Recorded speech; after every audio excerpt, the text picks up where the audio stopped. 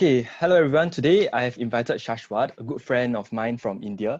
And what's so special about Shashwat is that he has gone through two different educational pathways. Okay, one of it is something that we are very familiar with, okay, the traditional route. But at the same time, there's actually a second path, which is called the Waldorf education, which I'm sure many of you are unfamiliar with, right? So Shashwat, can you share with us what exactly is, Waldorf education and how would you describe it to them? Yeah, thank you for having me today, Dylan, and giving me this opportunity to share with everyone my story with the two different types of education system and what has made me passionate about doing something about today's system, just like you. So, like Dylan mentioned, I went through traditional schooling from seventh grade onwards. But before seventh grade, I was brought up in an environment and a schooling system as well as parenting system called Waldorf education. This is the common name, but the actual term for the Waldorf is anthroposophy, which is the study of human wisdom, or more like just like human wisdom. And it was started by this philosopher from I think Austria called Rudolf Steiner. And all around the world, there are these very niche schools called Waldorf schools that have a very different approach to how they go about the education system. So I started off there, and honestly, I didn't know what the traditional was like, but I can tell you about what are the kind of things I went through. So, firstly, we had no exams until almost sixth grade because the Waldorf school was starting to merge a little bit with traditional. But when I was a child, it was pure Waldorf and no exams. So that actually took off a lot of burden from my head. But I mean, it wasn't really taking off because I never got it in the first place. But when I see the traditional, I saw a cousin at home who was always burdened by exams and homework. And, you guys know what I'm talking about. But before that, um, it was mainly about play. Every day we went to school, and it was the best thing I could do. Every day we played in outside in the outdoors. We sang songs. We did a lot of artwork, and that's what was most of my education as a little kid, like in primary school. Um, and then when I came into like in like first and second grade, so wait, that was preschool, and then when I came to primary school, it became a little bit more interesting. So I started to learn ABCD in first grade, and I'm guessing in traditional it's much earlier than that. So everyone around me was like my traditional household. They were thinking that my mom is crazy to put me in the system where they don't teach ABCD and numbers early on, and everyone used to think I'm going to become a stupid kid who can't do anything for himself. But my mom was very adamant about the system, the good system that she wanted to give me, and she became so passionate that she also became a teacher in the same school. Maybe it was her just being protective, or she really liked the philosophy. So the Waldorf education really focused on, or it focuses on this balance between the head, the heart, and the hand. So the head came on much later. Most of the time, we were doing all sorts of creative work, all sorts of play, singing, art, and the intellectual stuff started coming in later. But what was really beautiful was that we were never given the stuff from outside. We never had a textbook even once. What we were done is we went to we had main lessons every day. Every morning we would have the same lesson for 1 month. So for example, one of my favorite ones was Greek mythology and studying about Greece and the Roman history. And it was so beautiful because every day morning we'd hear a story, and then we had a book where we wrote down the story ourselves and we drew a picture, and it was literally our own textbook. We made our textbook, and each child would have their own unique touch to their book that they created. And not only was it just listening to stories and talking about it or like writing it in the book, but it was also that we got to experience it. So in fifth grade, we had this thing called the Olympics, as it started in Greece or I think in Rome. But we had these different teams. We were dressed up like the Spartans or Athens, and we had these different nations, and we not fought, but competed and played this Olympic in school that was created for us, and really lived that experience. So the education was very like immersive and very playful and not stressful, and gave us a lot of like creative freedom and skills that today I am very thankful for. Mm. So Nice. yeah, that's a little thing Wow, about that's Waldorf. a mind-blowing experience. Thank you so much for sharing. Let us dive deeper into each chapter of your life in World of Education. I think that would be more meaningful to the people hearing this story. So let us start off with like your early childhood, whereby you were saying that you were not exposed to ABCs, you were just involved in plays, right? So share with us a little bit more with regards to your day-to-day experience. What were you actually learning? Okay, God, I got to go back deep into my memories because as a child, there's obviously so No much. worries, take your time. So I remember, man, like on a day-to-day basis, firstly, the school I went to was a very like middle-class school in India. Like there were kids, or like more like balanced school. So there were kids from every single social class. Whereas like the family I'm born into is a very conservative upper middle-class family that don't believe in like keeping like their children next to different class children. But my mom was the one who forced me into this. So I used to go in a very regular van to school. It was a small, tiny bus with, and the driver's child also used to study in our school. So you can imagine how inclusive of a school was it. I had friends from all different backgrounds. So my early memories was every day going to school in this real small van. And when we got to school, there was nothing like assemblies and all. We went to our class. The teacher beautifully greeted us at the door. Like first we had our own social thing, but every morning the teacher welcomed us and shook our hands and said good morning with such a beautiful smile that I can never forget. And then when you go into the class, I remember the first time I went to the grade school, the classroom was so beautiful. When I entered, there was this huge light that was coming, natural light, and the walls were really beautifully painted, and the blackboard had this really beautiful drawing on it. That just was, I looked at it and I said, wow, like this is so beautiful. And the teacher had this main lesson first to start with. Oh wait, I think I'm diving a little bit into like primary school. Before primary school, like in preschool, it's a little bit hard to remember, but all that the memories I had is just of play. Like we Mm, had, and not really like finished toys, the play with really natural things. So they gave us just random wooden blocks or stumps of wood, or like pine cones, or just things from nature, and things which were very undone. There was no, even if we had dolls, we never had a smile on the door, no Barbie dolls or anything. It was really like neutral doll. So that way I remember we used to like build our stuff every day. Like we first had this morning verse that we said that we had to, like, it was a beautiful poem. And after that we had like a fruit time when all the children sat together and had fruit. After that we went for break, and outside we played in the sand pit. We did all sorts of stuff, man. Outside it's just, wow, we could that's just run that's truly around, do amazing. whatever. And then after that, coming in, we heard some stories. We used to have some sort of drama, but not like stage drama. It was more like play drama. It's like you could do whatever you want, and you could be who you wanted. So in that way, it gave me like this freedom to express and play around with Mm, different things. And then we had lunch, and even for lunch, we used to all hold our hands and say a prayer before we had our lunch in a very beautiful way. And we had all sat in a circle, so we could all see each other, rather than in a traditional classroom we'd be sitting in rows and columns. um, so that was my thing, like, man. And until the afternoon we were tired, so we used to sleep for a while in school. They had like beautiful beds for us made, and then it was time to go home, and it was wow, life, man. that's crazy. And I'm curious because how old were you? As in for the preschool, right? How old with the age So range? I, so my memory in terms of the ages is faded, but I remember the first day I stepped into my class. It was such a vivid memory. I saw a date. I remember the year was 2005, and in Mm-hmm. 2005 I was 6 years old. Wow, So 6 years old, 2000, and you haven't learned ABCs yet at 6 years old. correct. No ABCs and all. It was just play every day, and we sang together and all sorts of like crazy stuff. Wow, oh my God, six.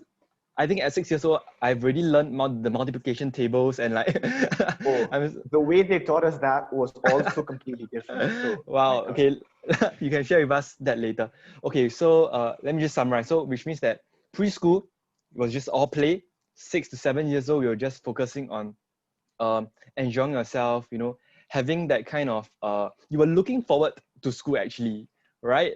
because I recall that, at that age, many of us fear school, right? We have like, oh man, the fierce teacher just standing in front of the classroom instructing us what to do and what to study. Yeah, okay, that's great. So let's move on subsequently to primary school. So what subjects were you learning? Share with us. So the daily routine was that we had something called a main lesson, and the main lesson was the first block of the day. First thing we did in the morning was our main lesson, which I spoke to you about. Is like the teacher told us a story. So even the way the story was told. Okay, wait, one more thing. Before the main lesson, we actually had a circle time where we all sang songs and did some rhythms and synchronized together to do some kind of bodily activity. So like, I think now that I look back at it, it's kind of like the blood is flowing in the body, and we're centered, where our mind is not everywhere. And the way I was taught, like obviously in first grade we started off learning the letters, but the way we were taught the letters were so beautiful, man. So first we were taught the A-E-I-O-U, but not written on the board that this is A-E-I-O-U. We sang a song about it, and we did a full body movement. So this was A, this was E, this was oo, this was oo, this was o. So we didn't just learn about it, but we lived what we learned. So it started off with just simple things like letters and sentences, and then the next blocks became math. And math again was fully experiential. We were not just doing math in our books, but we were playing with things. The first time we learned multiplication, the teacher brought a cake to class and she cut it, and then she explained through actually like through the cake and how the one became half and half, so it becomes one became over two. And similarly, it was not just in the classroom. We were taken outside. We used to do our tables, but we used to sing our tables. We used to dance to our tables. We didn't have to just memorize it because our teacher was saying, because we had an exam. So it started off simple things with English and math, and then for the rest of the day we had more like um, creative subjects or creative experiences like art and craft, or like painting, like drawing, like singing, like free play, like physical exercise.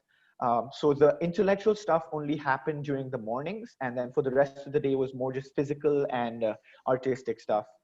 So this was like initially starting, and every main lesson every month was different.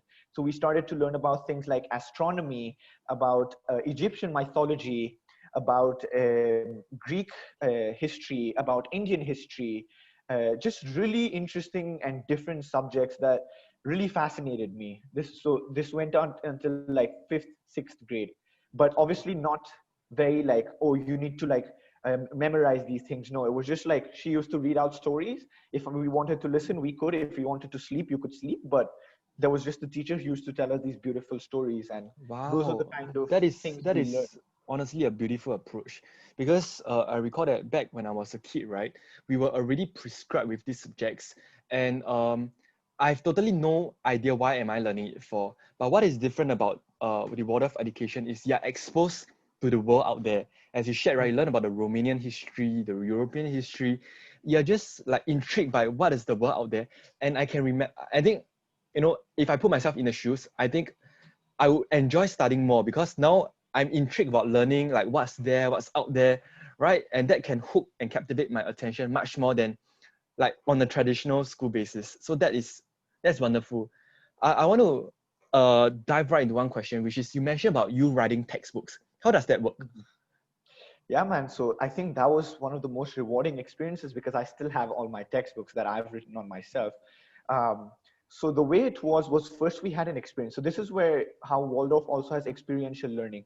So the experience was either we listen to a story or we actually go and do an experiment if it was something like science.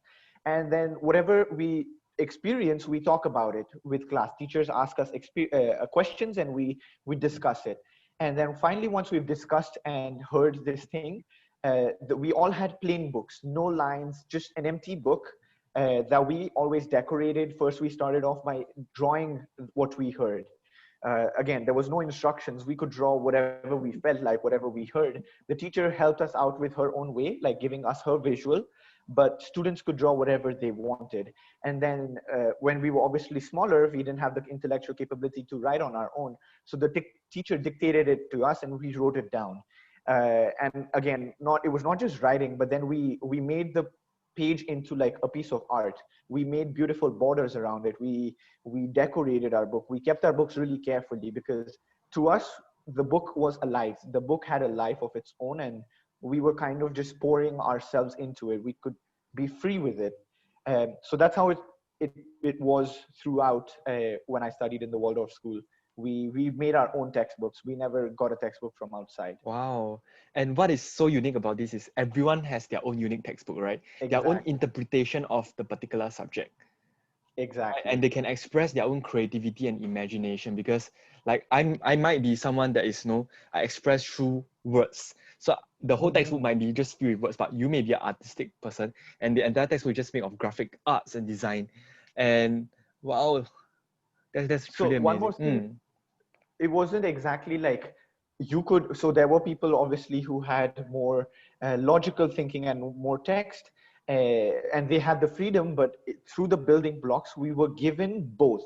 So I always saw all my friends, they were all of them were did some sort of drawing, even if they didn't have that like artistic hat like intrinsically. There were some kids who were really beautiful at it, but doesn't matter if you're good at it or not, we still did it. And everyone who I see had that artistic creative capability in them that the education system brought out. And then once we became older, more people, some people who enjoyed art expressed through that, and some who more enjoyed words, we wrote that. Not only was this the only thing, but we never had homework. The only homework that, for the most time, okay, the only homework we had as like little kids from first grade to around fourth grade or something, was we had to write a diary every day. And I never understood, why do you have to write a diary, like, dear diary, today I did this, I did that. But now that I understand it, like now I have seen more about psychology and learning, the diary is a form of self-reflection. So you look back at your day and you see what happened, and it's an observation that you're going through, and it's a form of a healing process and a learning process. That's what truly experiential education is. You experience it, and then you reflect about it in class, and then you reflect about it with yourself in a book. And it's a form of therapy, man. And I mean, I dropped out of the habit, but until I was in school, I wrote a diary every day. So that was the kind of like homework that we Mm. had as well. Wow, that's damn cool. Okay, I have a follow-up question. So, were you ever introduced to like textbooks, and how did the internet, and the mobile phone come into play in school? So we never had technology. I do not remember using any technology in school. So I was there until sixth grade, and until sixth grade, I did not touch a phone or a computer, or never had a TV screen. Not just at school, but even at home, because my mom was a Waldorf teacher, so she was practicing the same thing at home. Whatever they did in school, she used to like she was really like applying the philosophy at home as well. So I never got any internet or any technology until seventh grade, when I went to a traditional school. And Waldorf education doesn't say no to technology, but it says that there is an age for everything. Uh, when children are not ready for technology until, I think he says, until seventh grade. Only after seventh grade do they start doing more of technology and more of head work. So yeah, I never had technology, and then going into the traditional system, it's weird, but I never found it difficult. Somehow it came very easily to me as well. Like, obviously, I'm not a coder today, but it was not a struggle for me just because I had not used technology before. Just because when we're young, like our mind is so malleable that we find something and then we just get used to it.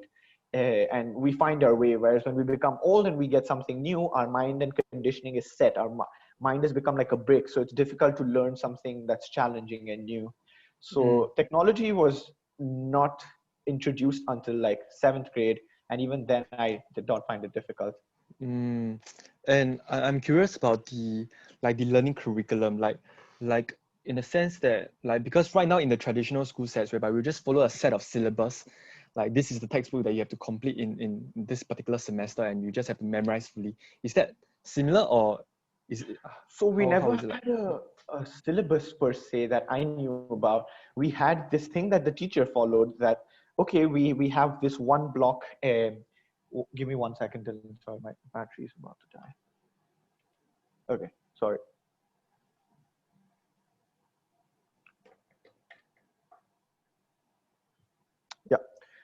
So sorry about that. No So we worries. never had a syllabus, but we had some set outcomes, or not really outcomes, but more like set processes that every month, this month we had to learn this thing. So the teacher never pressured us that, oh, you need to do this. She never like ran behind us or gave us a syllabus, but in her own curriculum, she had some lesson plans and which day what they must do for the class. So that way there was a curriculum, but not really a prescribed thing that we got to say that, okay, we must finish this because we have an exam to give and whatnot. It was more just like we're doing it Mm. for. And which means up to all the way to sixth grade, you were saying are there any tests and examinations? There wasn't, is it? So the first exam that I had was actually in fifth grade, or I think it was in sixth grade. But it was not really an exam. It was more like a test. It was just like, okay, we learned about this. We're gonna have a test on this, but not really an exam. But when the school, since it's in India, and a lot of conservative people in India who want the traditional as well, uh, the Waldorf school was starting to offer the traditional examination as well for like 10th grade, because only then they can go on to Mm. 12th grade. I understand. So my mom didn't like that. She thought that like Mm. this is two curriculums mixed. It's Waldorf and Understand. traditional, and if I want to send my child to a traditional school, then I Mm. might as well send them to the best traditional school Okay, I got it. instead of Which means a book. that prior to fifth grade, were you all measured?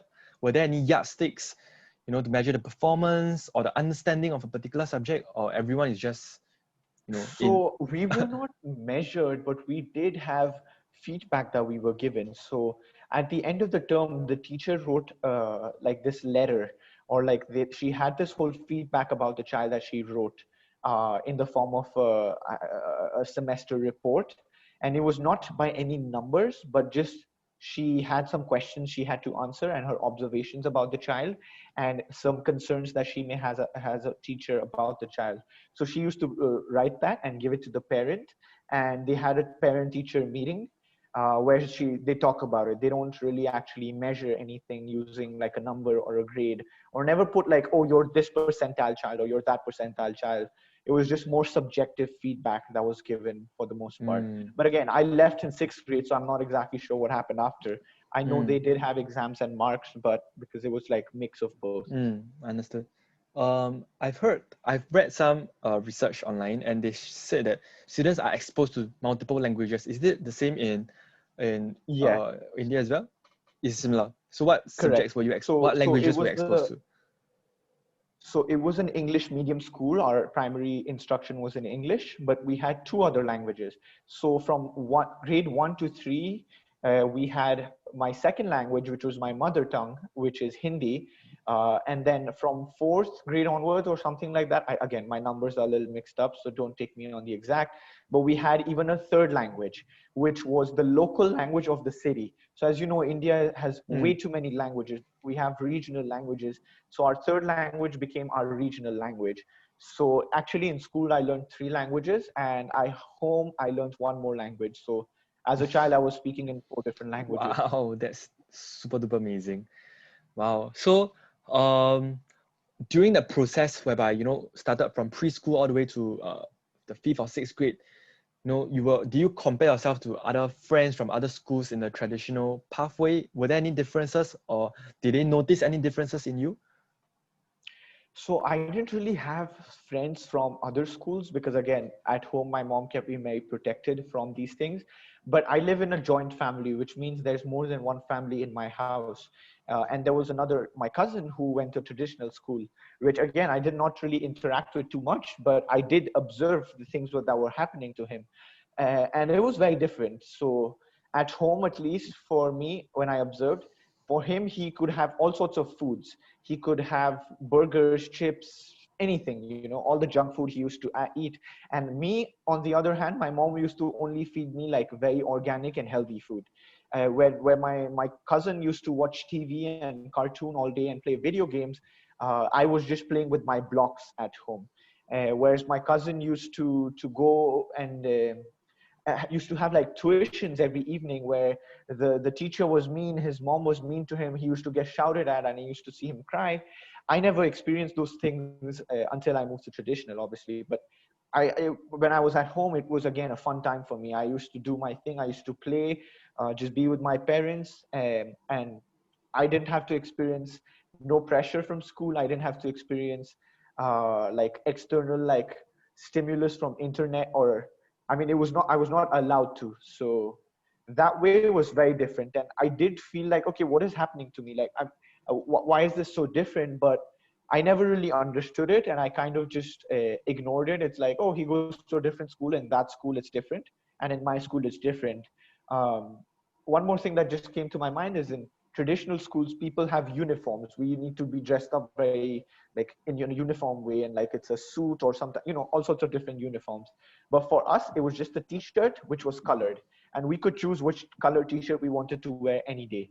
And every grade had their own colored class t-shirt. So if you go to school, you see a bunch of colorful kids. Wow. So it was really interesting that way, man. Mm, We had a lot of freedom. And got involved in a lot of arts, whereas my cousin was mainly either studying or playing sports. mm. So that was the So, kind of difference. like, if I have to ask, like throughout your whole world of education, like, what is your greatest memory that you have? My greatest memory, man. Hmm. So I can't pinpoint to one, but to me, it was just a joy to go to school every day. It was just so nice to like be with friends, to be with the nice teacher, who never shouted at us. And even though there was, like we're human beings, we have class drama and all sorts of weird things that go on in school, and we go to puberty and we experience weird things. It was still a very like safe environment. So my just favorite memories are always just playing with my friends, where we're doing the most fun things, and the teacher's not shouting at us. The teacher's actually nice to us, and how we could just express whatever we wanted. We didn't have to like have like, oh, like, no, you must not do this, you must not do that. We just had a lot of freedom and a lot of creative expression, um, and that's what I'm really thankful for. Where I like it gave me a lot of creative abilities and an ability to think freely, whereas in traditional schools, it's a more bound thing. So like people became more fixed minded. Like now I see my Mm, cousin, and he has a more conservative fixed mind about things, and that's a completely different story. But for me, I see that I don't have those boundaries. I have the ability to think beyond the boundaries that are created today in society. So that is the most thing. That's the thing that like I'm most thankful for from Waldorf education. wow. If I were to sum up, okay, from this past, 20 minutes of conversation that we have, if I were to describe Board of Education as something like there isn't any grades, examinations prior to sixth grade, students are able to express their creativity, right, through different forms. And most importantly, I think my greatest takeaway is that students are involved in learning about the world before even diving right into the different subjects. Right, these are the few things that I've captured from our conversation. Do you have anything to add on to World of Education before we move to the next chapter? So one thing that I read a quote by the philosopher Rudolf Steiner that kind of sums it up. So he says like kind of reverence your kids with, I forget the exact quote, but it was along the lines that like you must bring up your kid with reverence, love, and send them into the world with freedom and in pursuit of the truth. So it gave me that intrinsic curiosity to learn about things, whereas most people I see is that from traditional backgrounds, they want to learn just because of the marks and the grades. So that is the thing that I think sums that world of education Wow, up. the foundation is so different. Like, it's like you're molded to a different character. You get what I mean? Because you are molded to someone that is always that intrigued about knowledge, to know that there's infinite possibilities out there. But as for someone like me, like I'm already prescribed with what I need to learn. I have never asked why I'm learning this stuff. And I think that Mm. that sets our worlds into two different trajectory. So wow, thanks for sharing. So let us move on to the next chapter whereby you're sent to the traditional pathway. Share with us again, like what got you to leave Waldorf and then move on to traditional school. Yeah, so I left in sixth grade, and the reason was that my mom didn't saw that that it was like a mix of Waldorf and traditional, and she said like I don't think this is the right way to go about it. So I was sent to an international school here, which was very niche. So a lot of in India we have a lot of international schools, but most international schools aren't really international because all the teachers and all the kids are local. There are no international faculty, but this school actually had all international faculty, and like they had a percentile of people that needed to be from outside the country. So you can imagine my class was really small. I graduated with like 10 people in my grade. um, so that way it was a really good international school, and they, although it was traditional, they did have the best quality of teachers and the best quality of um, like what do you say, like the facilities to be able to like help kids grow. But again, it came with its own caveat, and it had its own kind of like rules and restrictions, which was pretty different from what I had experienced. And you got to remember, this was a time when I was going through puberty, and it was just a lot for me to handle. I was coming from a school which had all Indian students from all different backgrounds to now a very elite school with kids from all around the world. Like I was a minority in this school, and it was really weird, man, because you know when you're hitting puberty, it feels weird. You're going through all these emotions and whatnot. So my experience with the social aspect was a little bit not so great because I was not used to this environment. But although that pushed me to like grow more and learn more and like step out of my comfort zone, the only downside was that since I was hitting puberty, it kind of messed with the hormones in my body. So that was the only thing that kind of went mismatch. But aside from that, I think the traditional school um, was not so bad for me. I did enjoy it as well because I had one-on-one attention from the teacher, because obviously, again, it was a very small class. Um, but aside from that, the downside was that the social aspect, one, and then secondly, it was that there was too much pressure and exams at the end of the year. Like, okay, we've learned everything, but now like you gotta write an exam, and that is the main focus. It becomes like teachers is teaching just so that we can do good in an exam, not to like actually build the curiosity.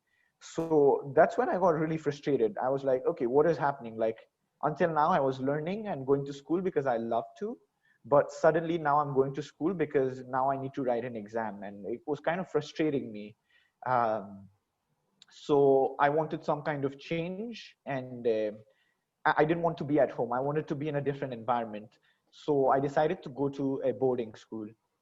Again, so this was in 11th grade when I told you for IB, I shifted to an international boarding school, which was, again, meant to be the best in a school in India for this. But my experience was even worse than before.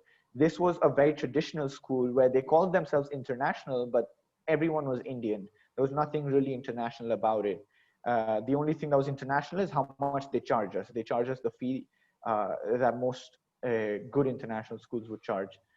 So in this school is where I became really passionate about this whole education, bringing a change in the education system, because it was a prison for me, man. Like it was absolutely awful. The people who like were our dorm parents and teachers and masters, they were absolutely brutal. They all that they did was kind of shout at us, whereas I was not used to this.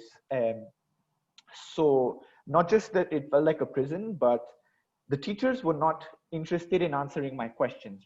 Since a child, I was very curious because that's what Waldorf education brought me through.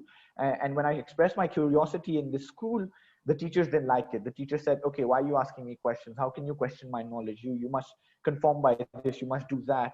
And I like to learn. I like to go deep into subjects to understand them from the core of it.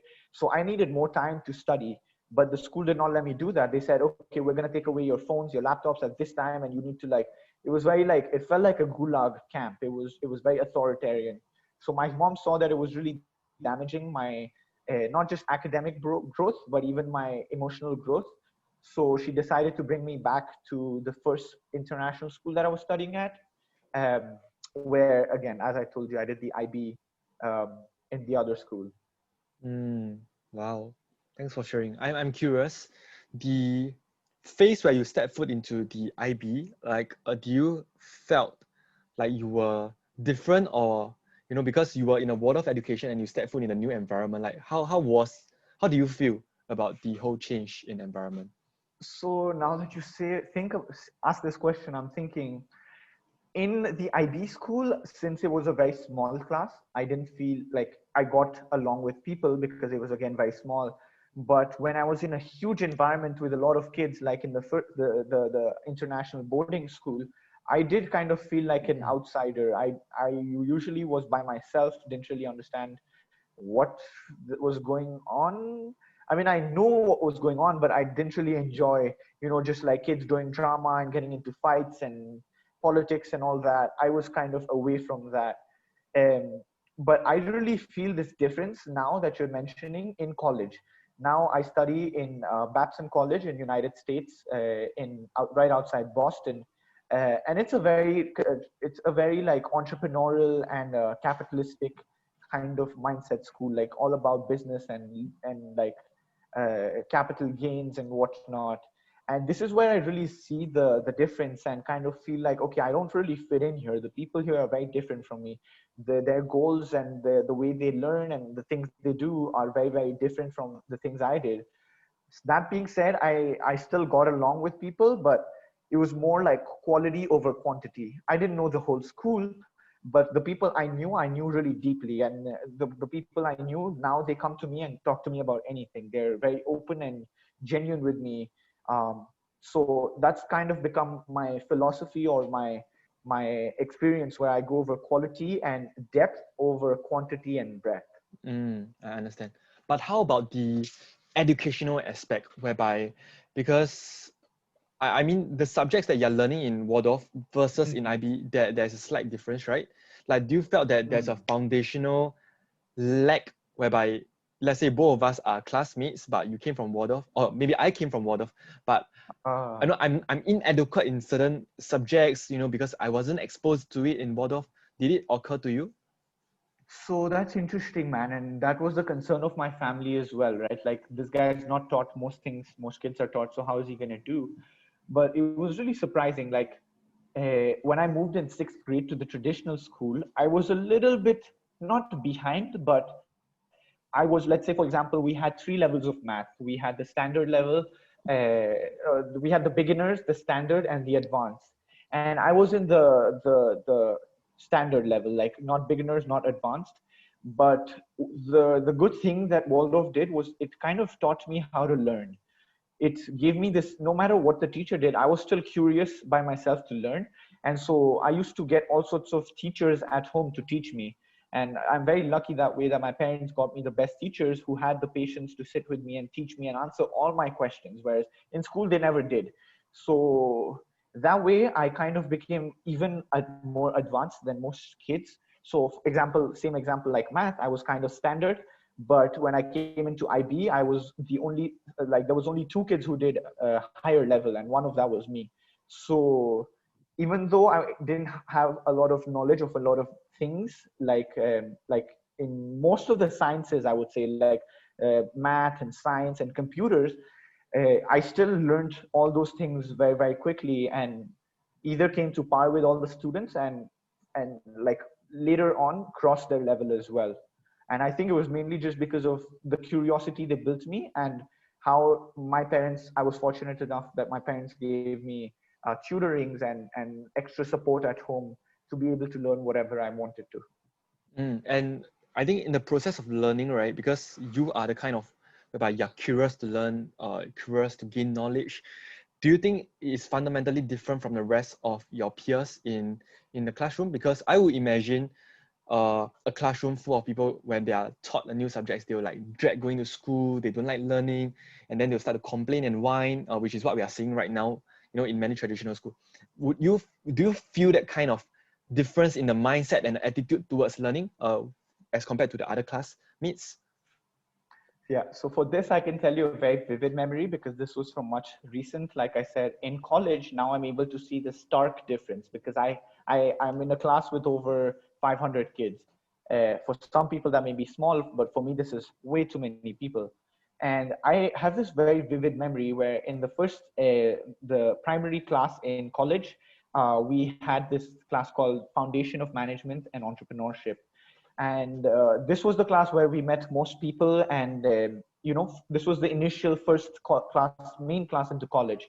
Um, so what I saw was that most kids, we had like this experiential part to it where we actually started a business. Most kids in my team did not actually care about learning how to start the business. They didn't want to have fun starting the business. They just wanted to get the good grade. They were like, oh, let's just get done with this. Let's just submit the assignment and get done. Why do we actually need to run the business? So that was something I saw which was different. Like I said, why would you do that? Like someone is giving us money to start a business. Let's actually have fun doing it and learn something. But most kids just wanted to get the good grade and get the A and get out of that class. Another thing I saw was that the kind of questions I asked in class versus the kind of questions others asked. Everyone used to always be silent in class, even though it's interactive.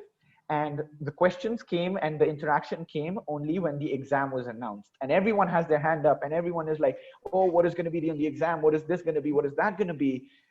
How are you going to grade us? And I could see and feel the energy of how everyone is scared to death. Everyone wants to do good on that exam. And if they don't, they think it's the end of the world. But on the other hand, I had really weird questions that even the professor looked at me like that, where all kids are asking exams. And I'm like, Professor, what is your objective for us to gain from this exam? And she's like, whoa, okay, before we get to such questions, I would like to hear regular things. So that was something that was very different to me. And one moment, which was kind of a eye opener that I'm very different from these kids, is the professor was teaching about motivation in this class. And she said that there's three types of learners. There are surface level learners, strategic learners, and deep learners. Now, surface level learners are people who just push themselves in class and just do it for the sake of, because their parents have put them in it. They don't really care about learning. Then strategic learners are the people who are studying and working hard because they want to get good grades, and strategically they study for what will get them a good grade. And then finally, the deep learner is a person who learns and studies for the curiosity and intrinsic motivation of learning, not to just pass a grade. And the professor asked a question in class. He showed us this, and she said, I think in this class, I know only of one deep learner. Can you guys guess who that is? And I was in my own thought, okay, who could it be? And I was not aware, but to my shock, the next moment, the entire class says my name. And I still have those chills when I'm like, whoa, like what is happening? I got very nervous because all the attention on me. But now I look back at it and I realize that, yes, I am pretty different from at least the kids, most kids in my college. Not to say there's not others, people who are curious like me, but the majority is more strategic and just wants to get the grade and get through it for the outcome, where Wow. the curious ones were lesser and cared more about the process. That's truly amazing. How would you convince a parent? Because you see, right now, many parents, especially in the traditional society, we believe that grades should be the main focus and that should be the main outcome. But for you, it is Mm, different, whereby you are focusing on the process of learning, the curiosity, the enjoyment, and that actually translated to excellent results because you were saying you did fantastically well in school. So I'm curious, like, how would you convince like a parent to believe that both can go hand in hand, enjoying the curriculum and grades can go together?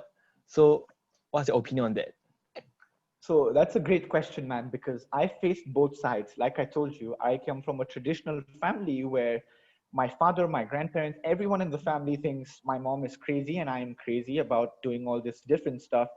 But what I'm very thankful is my mom, who what she got in her childhood, she didn't want to give to me. I think that was the difference. What most parents I see do today is that whatever their parents treated them like, they do the same to their child. They're like, okay, this is how I was treated. This is how you must also do the same thing.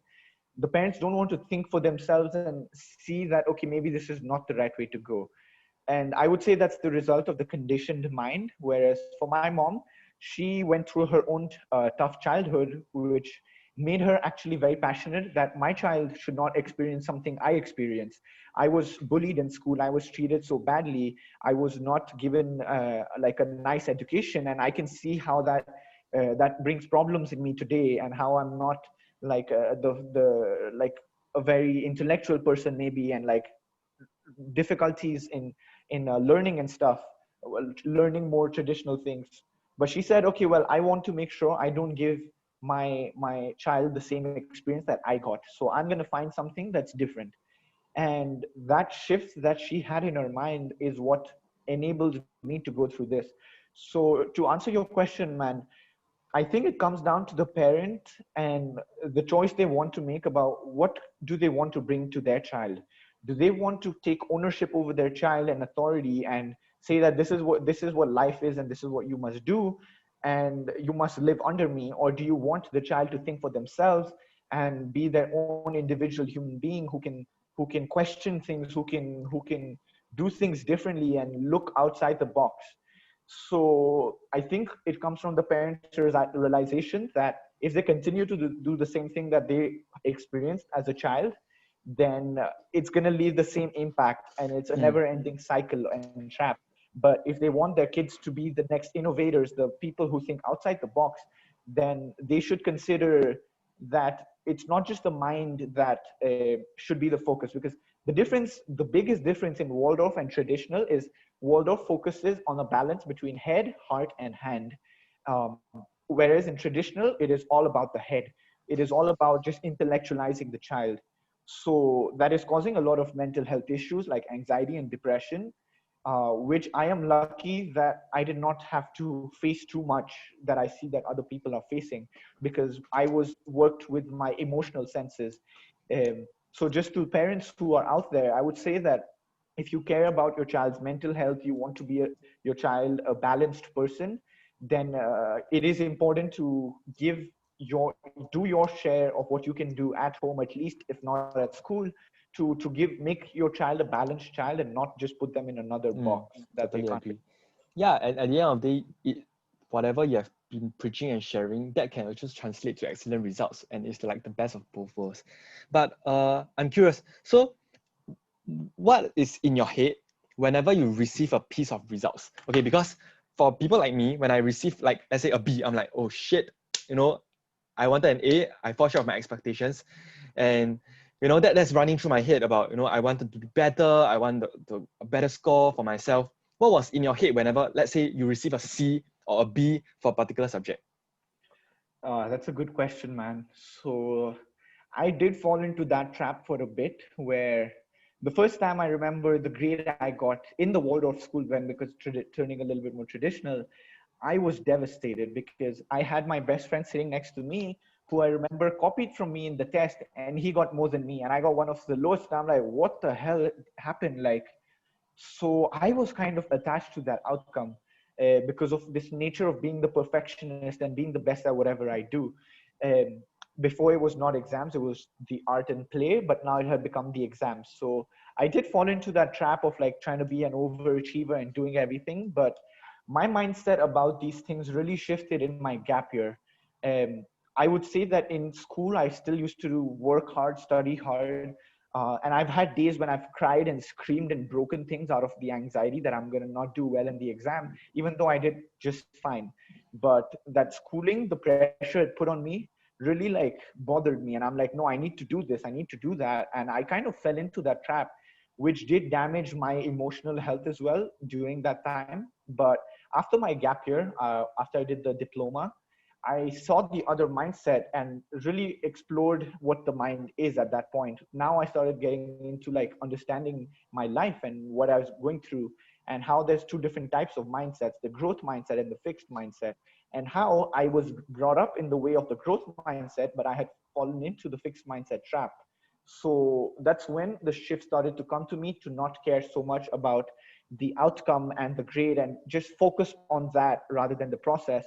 And now in college, my approach is much different. I don't really, it's not like I don't care about grades. Obviously, the better I can do, it's the better for me, because I understand the traditional system. But my conscious mindset is, to focus on the process. When I'm studying, I think about, okay, how can I make this learning fun? What can I do that so that I can enjoy this class or learning what I'm doing instead of just doing it for the exam? And when I do that, I see that I end up doing better than most kids, because now I'm learning more than them. I know more than them because I'm getting deep into it. Whereas they're stuck to the exams, and maybe there are some kids who are really good exam takers and might get more than me. But if you were to put me in a conversation with them, then I would be able to go more in depth of any subject compared to them. So yeah, after my gap year is when my mindset kind of changed about the outcome. And I think I would like to add on a little bit. I think many of us, we put our self-worth, tag it to the grades. So when let's say I receive a poor score, I will assume that, I'm poor at this particular subjects, I'm weak, I'm not smart, I'm not intelligent. But I think following what you said about the growth mindset, for someone who has a growth mindset, when he receives the results, right, it will be like, how can I be better?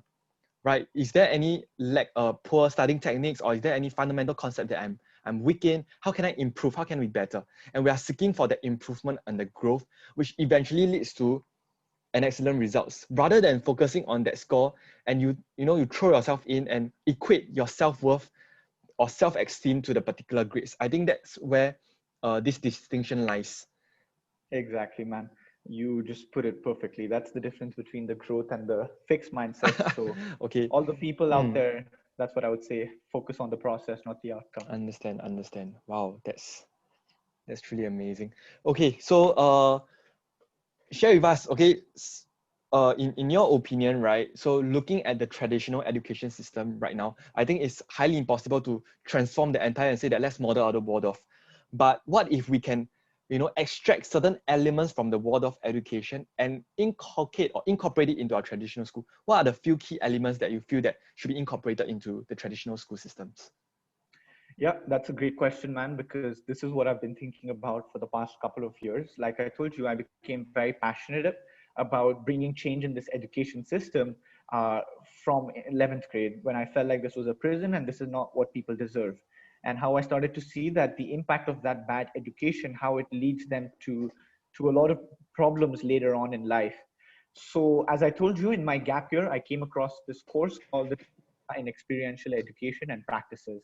Now, this is what I would say is kind of the short answer to your question, which is how can we get the best of the two worlds? So experiential education is used in Waldorf. Waldorf is one extreme, I would say. Traditional is the other. And in the center lies experiential, where we can teach those traditional things, but in a different way. Instead of just telling the people, or just showing them a PowerPoint about things, we can give them an experience of what that means. Instead of telling the students the answer and that this is the only way to go about it, I think we can ask a question and ask the student to think for themselves and come to their own answer in their own unique, different way. So I think what traditional education can benefit from is, one is experiential, which today actually is a word that's very loosely thrown around, that, oh, this is experiential and whatnot. But I I still don't think that's experiential. Most things like, oh, they take you to a field trip, or oh, they do like a study abroad. Yes, that's an experience, but even reading a textbook can be an experience. Your life in itself is an experience. So it's a very weird word to just throw that, oh, like experiential learning in our school. What I think is true experiential learning is when, or what my guru says actually about an experience is not an experience if there's nothing unexpected in there. So I think this is what traditional schools need to bring as well. A moment of surprise, a moment of this equilibrium, not just that, oh, this is every day we're going to get into the classroom and read the same textbook and write the same notes and do the same exam. But can we create something different in the classroom that gets the children excited about learning? Instead of just reading a textbook, can we actually really experience that concept and derive our own answers that the textbook's about to give us? That may be a little bit of a longer process, which takes a little bit more time. But I think, again, it's the choice we need to make of quantity over quality, or efficiency over effectiveness. If we want children to be effective and curious and free thinkers, then I think we can do traditional subjects, we can do exams, but in a more fun way. That's what experiential learning and experiential education brings or has that traditional learning can learn from? Wow, I just got an idea because in the sorry, the train of thought just just mess Go it up. ahead, man. Okay, but I agree with you that right now, right, in traditional school, they kind of use these words very loosely, right? Just bring on a few trips and going study abroad. But many schools right now are trying to inculcate, like kind of like experiences, into the curriculum. I'm not referring to like study abroad, but into our curriculum. And I believe you have been exposed to it in universities as well, right? Do you think that they're even close to what the true definition of experiential education is? No, man. I do not think I've experienced anything other than Waldorf that has true experiential education. I mean, the course I did was that, but what I'm seeing is that experience is a field trip and all, which is great. You always have that in your memory. But how much of what we learn in a classroom every day do we really remember? Or do you have a class that was really memorable? They're like, whoa, like when I think about it, I remember each and every detail and I get chills when I think about that class. I would say most students don't. If we have any memories of class, it was probably maybe a teacher hitting us or teacher doing something negative to us. So when I say experiential learning, it first means that the classroom is a safe environment. It means that people and students can feel safe, not just physically, most of the times it's physically safe, but again, there are some teachers who use physical abuse to train their kids, but more mentally, intellectually, emotionally, and socially safe, where the kid, there is no obstacle in learning, or at least the teacher is not an obstacle in the learning process. That's the fundamental key principle of experiential learning, is to create a safe space. Once we can do that, then we can change our mindset from survival mode to a mode where we're able to thrive, where we don't need to think about, oh, this someone may think of me like this, or my classmate is going to judge me, or the teacher is going to yell at me, or I'm not going to get an exam, or I'm going to do a bad in my exam. But I can focus on actually the process of learning. So that is what I think the first thing in experiential education. But the second aspect I think that is important is that there needs to be something called a disequilibrium. So you may have heard of this, like learning happens outside the comfort zone. We need to create something where a student experiences something new every day. Instead of just doing the same thing where that becomes their comfort zone, if you do something unexpected, they go out of their comfort zone. It forms a moment of disequilibrium in the mind, which gets the student's attention. When we have the students' attention, then they're actually more curious to learn, and now their attention is in the learning process rather than just thinking about, oh, what else could I be doing? And I could be thinking about the past to the future rather than being in the present. So what the experiential learning process says is that create disequilibrium and push people out of their comfort zone, yet give them a choice. That is one thing that's fundamentally missing in the traditional education. There is a difference between comfort and safety. What experiential education says is that we need to push people outside the comfort zone, but make sure that they still feel safe. So we must challenge them to do new things, but we must also give them a choice not to do it if they don't feel like they're ready to do it yet. So when we can transfer the learning authority from the teacher to the students and give the responsibility of learning to the students, then students decides for what they want to learn. The students decide how they're going to learn it, and students start loving the process of learning it. So although this may be a little bit difficult for I got it. traditional schools, I think this is still doable in very simple and easy techniques. Let me try to summarize. So first, very important element is to create this kind of safe environment. And I recall that being a student, right, while yes, we are physically safe, but I felt unsafe in the sense that I was afraid that I will be, embarrassed or humiliated when I voice out a certain opinion because I don't want to be wrong. I just want to be the smartest person in the class, answering, right, all the teachers' queries, right? I don't want to make mistake. So being intellectually safe allows, the student to express their creative or artistic, opinions or expression. That's number one. And number two, I think just my own personal opinion, okay, for all educators and teachers, right? Right now, experiential education may be a loose word and it may be a huge big word whereby, what is exactly experiential education? But exactly what Shashwat you has said is that just think about how can you make the lesson memorable and include a surprise element, because right now, many of us dislike going to school because it's just repetitive, right? There's nothing interesting, there's nothing surprising. But if we were to put in some effort, right, to ensure that our curriculum has the memorable factors or the surprise elements, it will make the kids eager to come to school to learn.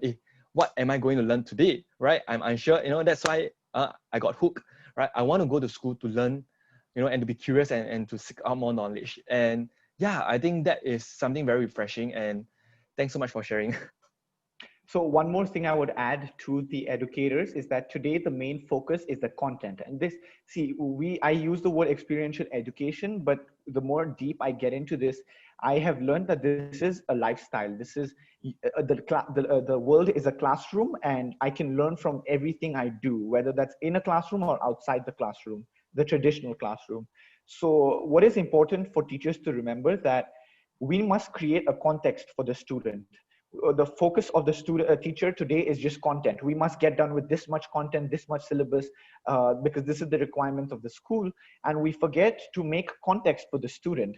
No students never ask, why do I need to learn this, or why does this matter? And a lot of times, like kids, you'll hear them say, oh, this is a useless class, like I don't need this, when am I ever going to use this in my life? But I mean, it does come into play, but you must create an experience and context for the content. And once we have context for the content, then the concepts in the mind start to build, because you're making connections from real life into theoretical.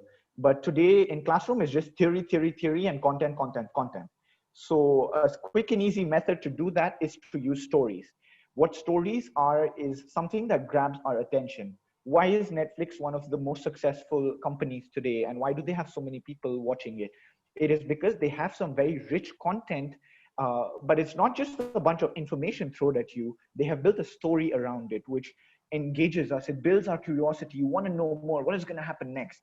So if the teacher could not just be an instructor, but a storyteller, so maybe instead, okay, maybe if they can't be a storyteller in class, what they could do is refer them to watch a particular film or a video, because we are visual learners. So maybe I can watch an interesting video about this topic, and then when we come to class, the teacher is not just telling me, okay, this is it, this is this, but now the teacher is asking us questions. Okay, so what do you think happened in that video? Why did this person do that? And why did this happen this way? And now the learning is coming out of the student. The student is saying the answers from their experience. And then when they say that, they can say, okay, so this way, this relates to this, and this is the concept that you can understand. So obviously it's a little bit more time consuming, but I think for the long run, this is the way to go. Let us put into one example. So for instance, like let's say I'm teaching trigonometry. So perhaps one or two ways can be I introduce how the trigonometry got invented or discovered. And at the same time, why is it relevant to our daily life, and why you should be learning trigonometry? Do you have anything to add? Because these are the only two things that I can think of. So trigonometry for me and geometry was really fun, because I don't know if you've heard of this thing called sacred geometry, but this is a level beyond regular mathematics, sacred mathematics. And this is okay, going a little bit into Waldorf, but Rudolf Steiner really believed in these shapes and forms that we have in nature. So instead of just saying these are the shapes and these are the forms and this is how you must learn, what a Waldorf school would do is it would take us for a walk in the nature. And then we would identify some shapes and some patterns that we see in nature, that which we then recreate in our books. And I have some beautiful drawings of these really intricate patterns and geometric shapes, which first was beauty, right? So when I see it's beautiful, I say, wow, this is amazing. And then based on the beauty, we got the intellectual knowledge, we got the mathematics behind it, of how these shapes work and how the logic works. So I would say the key, like for trigonometry, is not just to make the students sit in a class and tell them that this is this, but more than that, take them out of the classroom. That is something they're not going to expect. For them, that will be an experience. And if they can see how trigonometry plays out in real life, or how you can see it around you, then that just adds more meaning to the learning. So that's what I would say, is that all the answers, all the things that we need to learn are either around us or mainly within us. All the answers, we already know it. So the job of the teacher is just to show it around us, these different things, and then bring the answers from within us, which can then that solidifies the learning, because now I came up with that idea, even though maybe Albert Einstein also did. So now I understand how he came to that, rather than just taking the formula and plugging it into the calculator and just calculating. Mm. Okay, just one final question. Sorry for taking up so much of your time. Just one No final worries, question.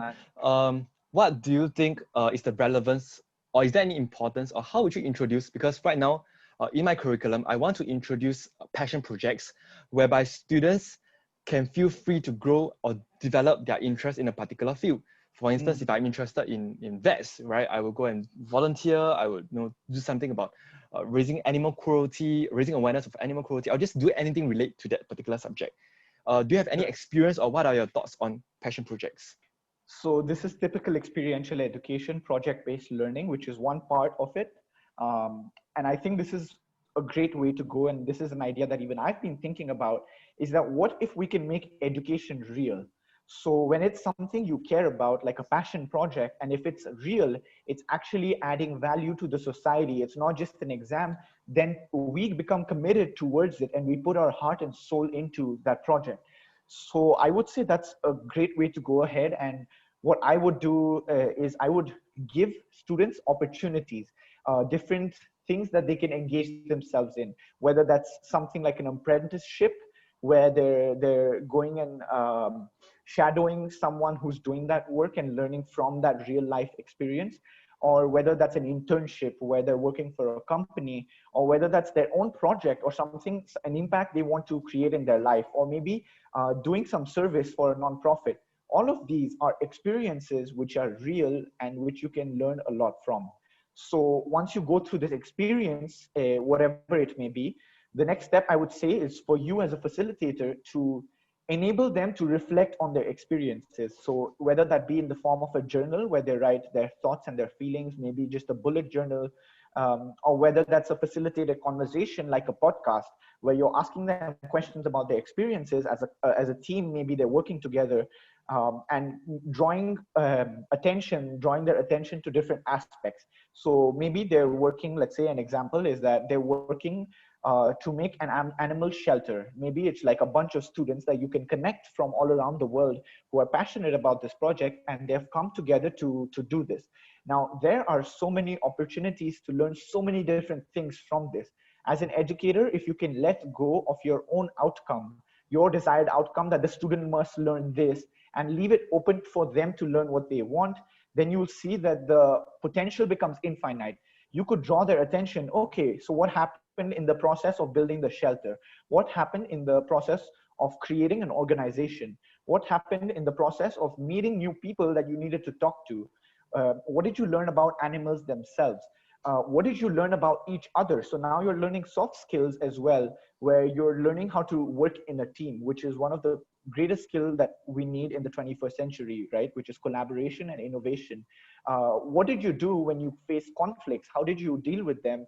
What are some, and then finally, once they reflect on this, asking them the question that, what are you going to do differently next time? What did you learn from this, and how will you change your life when you face a similar situation? So maybe when it's a conflict, they can say, okay, in that conflict, I remember I started to yell before even listening to the student, to my teammate. So next time what I'll do, and because of that, I faced all these consequences and it ruined the relationship, and the team project got affected in this way. But next time, what you can, so then you can ask them, what are you going to do differently next time? And hopefully they realize that next time maybe they are going to listen more actively, pause before the person says, and instead of reacting and jumping over that other person, I might ask them a question and get to learn their perspective. So I think projects, teamwork, collaboration is the way to explore who you are as a person, grow individually, and learn more about just life, and even like critical things or technical things that you may have to, because now you're involving yourself in it rather than just theoretically learning from it. Wow. I like that you mentioned that teachers should be facilitators, because right now, as students, if we're just prescribed what to learn, we'll think in a very narrow track. Mm. But if the teachers were there to guide us in terms of reflection, poke a little bit so that we can think more critically, this will cause this equilibrium, and then we would think about alternate pathways, and this will really shake our entire experience. Exactly, So, man. wow, that's And so it is good. possible today in our traditional schooling as well. And I'm happy that people are realizing and things are changing slowly. So it's just great for me to see that there is a change in the education system, and hopefully this makes a better world come in place. Because I think education is the one thing that impacts a child the most, of who they become in their life and what kind of human beings and citizens do they become in society. Are they contributing value to society and being good citizens, or are they just being selfish and consumerist and just wanting to be more greedy and not actually self-reflect and see who they are as people and what they love to do and live a purposeful and passionate life that is worth living. Wow. Okay. I think that is all. Thank you so much, Shashwat, for sharing like your entire experiences. I think the Thank you, audience will Dylan. definitely have so much, benefits from hearing this session. So thank you so much. Yeah, and I would like to thank you especially, Dylan, because you've experienced the traditional side, you said, but you have this mindset that you want to improve the society and you want to do something and help students out. So I just salute you for your passion and your drive to show up and make a change and give a platform for students to experience different things. So great work, man, and very thankful for what you're doing. Yes. Thank you so much. Okay.